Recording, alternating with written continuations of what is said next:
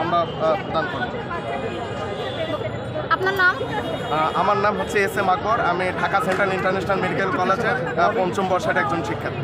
আপনারা এখানে কিসের দাবিতে আসছেন? আমরা এখানে দাবিতে আসছি, আপনারা সবাই অবগত আছেন যে গত মার্চ মাস থেকে আমাদের ম্যাটস এবং ডিএমএফ এর বিরুদ্ধে আমাদের ডাক্তারদের এবং ইন্টার্ন ডাক্তারদের সারা দেশব্যাপী 5 দফা দাবি আদায়ের জন্য আমাদের আন্দোলন চলমান রয়েছে। তো আন্দোলনের রায় দেওয়ার কথা ছিল আজকে হাইকোর্ট কর্তৃক। তো 5 দফা আন্দোলনের দাবির মধ্যে আমাদের প্রথম দাবি ছিল যে এমবিবিএস এবং বিডিএস ছাড়া নামের পূর্বে কেউ ডাক্তার লাগাতে পারবে না। তো 5 দফার মধ্যে শুধুমাত্র প্রথম দাবিটি হাইকোর্ট কর্তৃক মানা হয়েছে, মানে এমবিবিএস এবং বিডিএস ছাড়া আর কেউ নামের পূর্বে ডাক্তার লিখতে পারবে না। কিন্তু তারপরও আমরা এখানে রাজপথ এখনো কেন ছাড়িনি, কারণ আমাদের বাকি যে আরও 4টা দাবি রয়েছে সে 4টা দাবি সম্পর্কে এখনো আমাদের হাইকোর্ট থেকে কোনো রায় আসে নাই। আপনাদের 4টা দাবি কি কি?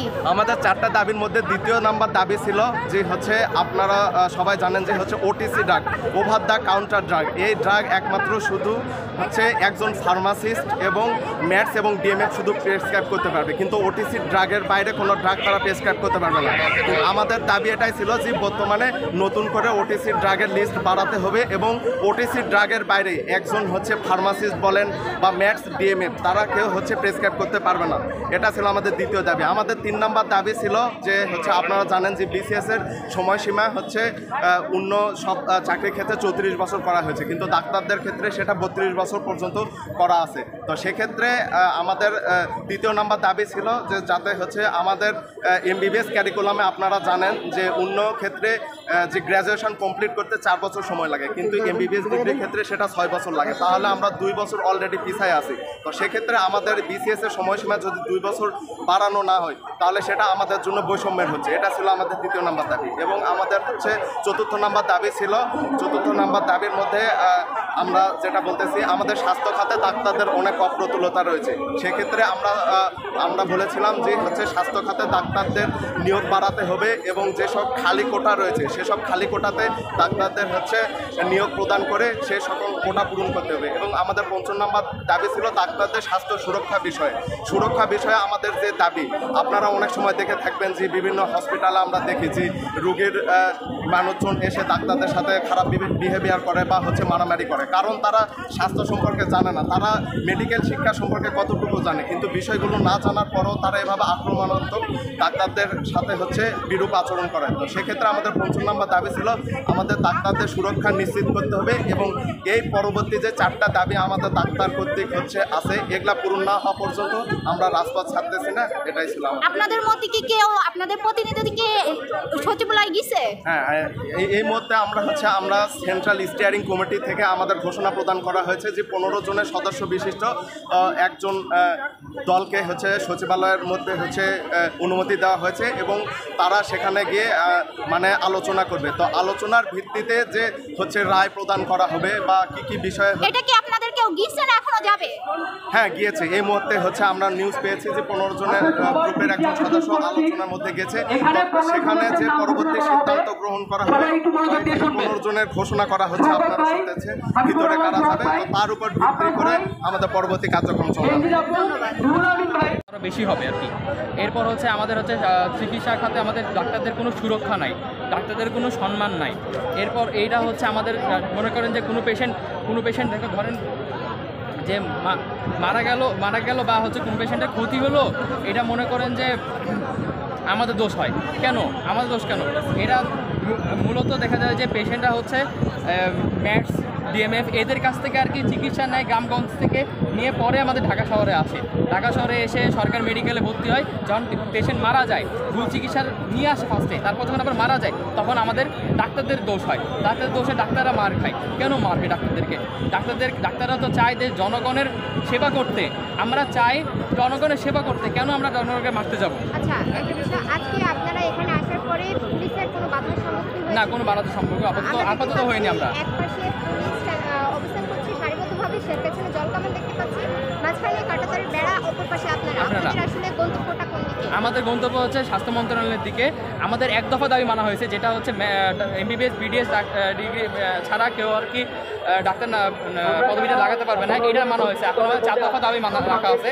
এই 4 দফা দাবি যেটা আমি কিছুক্ষণ আগে বললাম, সেটা এই 4 দফা দাবি যদি না মানে আমাদের কি মূলার মতো ঝুলে রাখবে? আমরা মূলার মতো ঝুলে থাকবো না। আমরা হচ্ছে আমাদের 4 দফা দাবি যতদিন না মানাবে আমরা ততদিন আন্দোলন চালাবো। আমাদের দাবি যদি মানে নাই আজকে 4টা দফা দাবি, তাহলে আমরা রাজপথ ছেড়ে দিব। ঠিক আছে, ধন্যবাদ।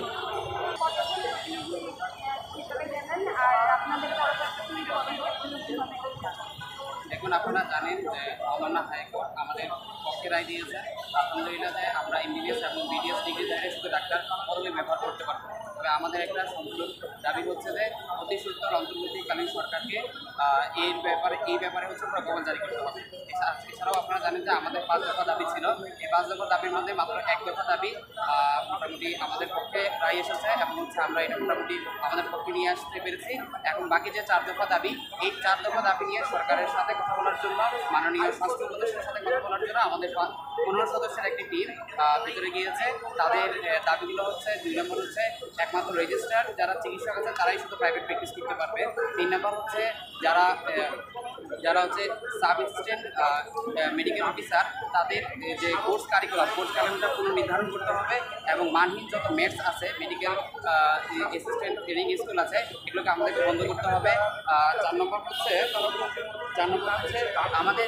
আমাদের স্বাস্থ্য ব্যবস্থায় বিরাট একটা গ্যাপ আছে। আমাদের স্বাস্থ্য ব্যবস্থায় বিশাল চিকিৎসকের একটা গ্যাপ আছে, অভাব আছে। এই চিকিৎসক পূরণে সরকারকে অতি সত্তর বিসিএস বা যে কোনোভাবেই হোক বাংলাদেশ সিভিল সার্ভিসের মাধ্যমে যত দ্রুত সম্ভব ডাক্তার নিয়োগ দিতে হবে। এবং আমরা এটাও দাবি জানাই যে আগে চিকিৎসকদের জন্য 32 বছর সময় ছিল বিসিএসে জয়েন করার জন্য, কারণ আপনারা জানেন যে আমাদের পড়াশোনা করতেই 6-7 বছর লেগে যায়। তো একজন গ্রাজুয়েট ডক্টর যখন 6-7 বছর এমনি তার লেগে যায়, সেক্ষেত্রে তার বিসিএসের সময়সীমাটাও বাড়ে। আমরা দেখেছি যে সাধারণ মানুষ, সাধারণ যারা শিক্ষার্থী, যারা ঢাকা ইউনিভার্সিটি বা অন্যান্য ইউনিভার্সিটিতে পাশ করে, তাদের জন্য এখন সময়সীমা 30 থেকে 32 হয়েছে। আমরা চাই আমাদের যে সময়সীমা এই যুগের সাথে তাল মিলিয়ে আমাদের 32 থেকে 34 করতে হবে। এবং আমরা শুধু সরকারি যারা ডাক্তার তাদের দাবি আদায়ের জন্য আমরা আসি নাই, আমরা আসেছি সেই সকল বেসরকারি ডাক্তারের জন্য যাদেরকে একটা পে স্কেল নির্ধারণ করে দিতে হবে যে না, সে যদি সরকারি চাকরি না করে বাইরে যখন বেসরকারি চাকরি করবে সেক্ষেত্রে তারা কী পরিমাণ সুযোগ সুবিধা পাবে এবং চিকিৎসা সুরক্ষা পাবে এবং হচ্ছে তাদের বেতনের পে স্কেল কেমন হবে, কী বেতন কাঠামো হবে, ওটা নির্ধারণ করতে হবে। এবং সর্বোপরি আমরা সরকারের কাছে ডাক্তারদের একটা সুস্থ এবং হচ্ছে নিরাপত্তামূলক একটি স্বাস্থ্য ব্যবস্থা চাই, হাসপাতাল চাই, যেখানে হচ্ছে আমরা আমাদের মনের ইচ্ছা মতো জনগণকে সহায়তা করবো। আপনি জানেন দেশের মানুষের 5টি মৌলিক অধিকার, তার মধ্যে একটা অন্যতম ইম্পর্টেন্ট হচ্ছে চিকিৎসা। সেই চিকিৎসা ব্যবস্থা আমরাই দিয়ে থাকি এবং আমরা চাই জনগণকে কষ্ট না দিয়ে যতটুকু তাদেরকে সেবা দেওয়া যায়। ধন্যবাদ। আসলে দাবি আমাদের তো কোনো যৌক্তিক দাবি না মানার কোনো উপায় নাই, আর যদি না মানা হয় তাহলে তো আন্দোলন অব্যাহতই থাকবে। আর এই অযৌক্তিক দাবি পৃথিবীর কোনো দেশেই নাই, কিন্তু বাংলাদেশের প্রেক্ষাপটে এমন হয়েছে যে আন্দোলন রাস্তায় নামলেই হয়তো ভাবে যে দাবি মেনে নেওয়া হবে, কিন্তু তারা বুঝতে পারে যে কোনটা যৌক্তিক দাবি আর কোনটা অযৌক্তিক দাবি। অযৌক্তিক দাবি কিন্তু দাঁড়াইলে আর হবে না।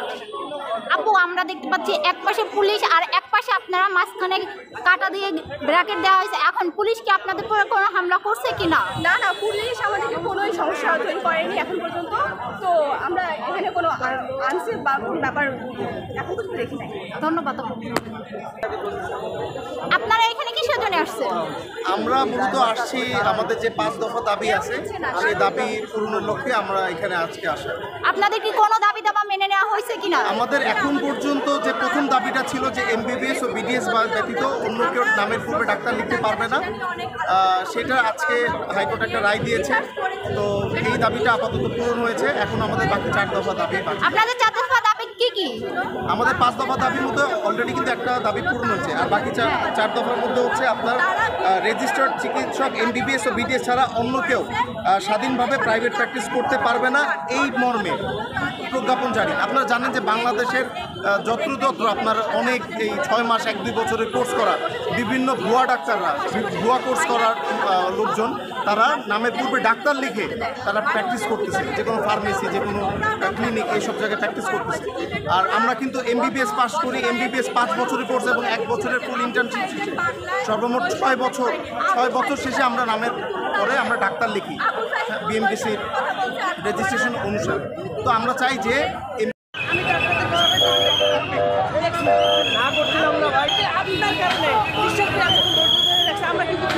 আচ্ছা ভাই, এই কাজটা করতে না করছিলাম না আপনাদেরকে, না এই কাজটা করতে না করছিলাম না সৈনিক স্বাভাবিক তো ভাই।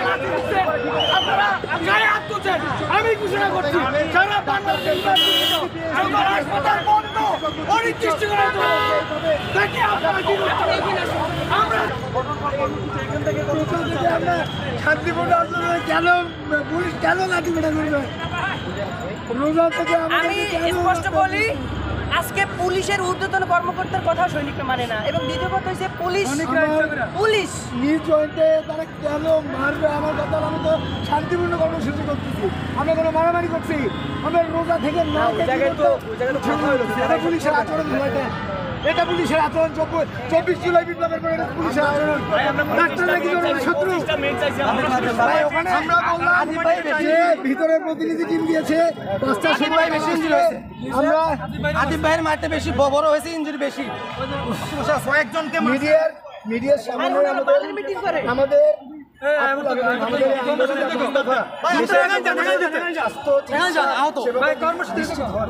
আমরা তো এখানে কারো শত্রু নেই, কারো তো 5 দফা মেনে নিলে আমরা চলে যাবো বলে দিয়েছি, কিন্তু আজকে পুলিশ আমাদের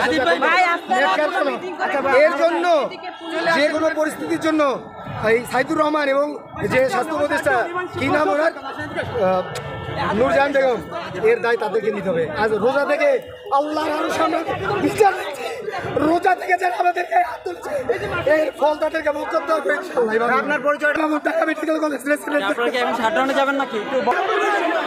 কোনো সিএমএইচ এর কোনো মেডিকেল অফিসার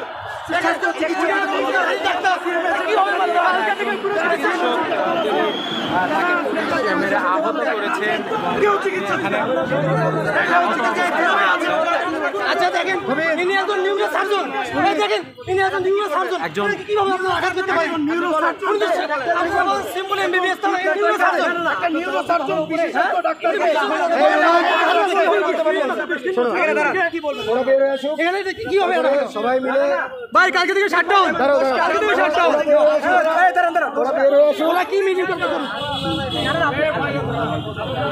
ওরা বের হয়ে আসুক, তারপরে সবাই মিলে সম্মিলিত নিয়ে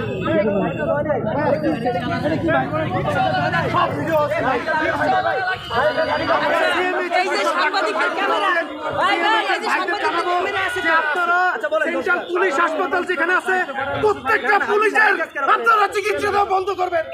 মেডিকেল হাসপাতাল, ওই হাসপাতালের মেডিকেল অফিসারদের আমরা এই লাইভের মাধ্যমে আবেদন জানাই, প্রত্যেকটা পুলিশের আপনারা চিকিৎসা বন্ধ করবেন, আমরা চিকিৎসা বন্ধ করে দিব। এখনো কিন্তু বেশিরভাগ পুলিশ ভাই ভালো ছিল, কিন্তু ফ্যাসিস্টের পুলিশের মধ্যে আমরা আমাদেরকে যেভাবে এর দায়ভার কর্মসূচি ছিল না। আমরা কিন্তু এই শিক্ষা ভবনের মুখে কর্মসূচি ছিল আমাদের হাজার হাজার মেডিকেল শিক্ষার্থীরা, কিন্তু আমরা আমরা কিন্তু আমাদের বেশিরভাগ আমরা ছিলাম।